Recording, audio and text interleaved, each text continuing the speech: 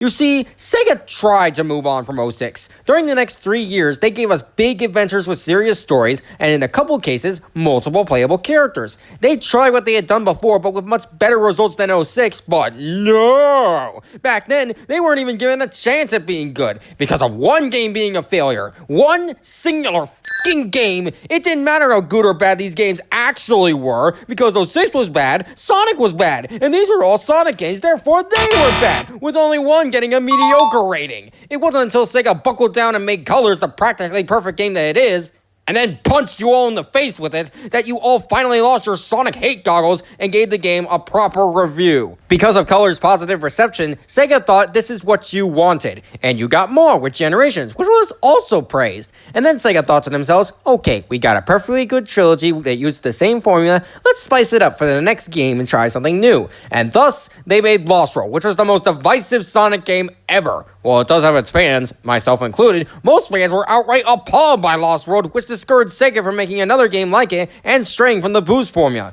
Ignoring Sonic Boom, as that's a whole can of worms that's entirely Sega's fault, with the main games, they immediately retreated back to what they thought you all loved from Colors and Generations and brought Mania and Forces to life. Mania, as we all know, was praised to high heaven, but Forces, that got the shots hard due to a mixture of its own problems, and all of a sudden you guys changing your minds and wanting the stuff from the old games back, when you rejected everything before. In fact, this whole entire era of Sonic has split the fanbase in the worst way possible. The Boost fans, who are the only chill and content fans, the Classic fans who won't stop sucking off Mania and begging Sega to make a sequel, and the Adventure fans who are practically screaming at Sega to go back and make Adventure 3, when that era has been dead and buried for almost 2 decades now. All of this is without consideration for why we're here in the first place. Many have called Sega the bad guy in this regard, but while they're by no means innocent, they only acted in this direction because of how you guys reacted to their previous actions. You wouldn't let them move on from 06. You didn't accept anything they put out during the Dark Age, and you rejected Lost World like the plague.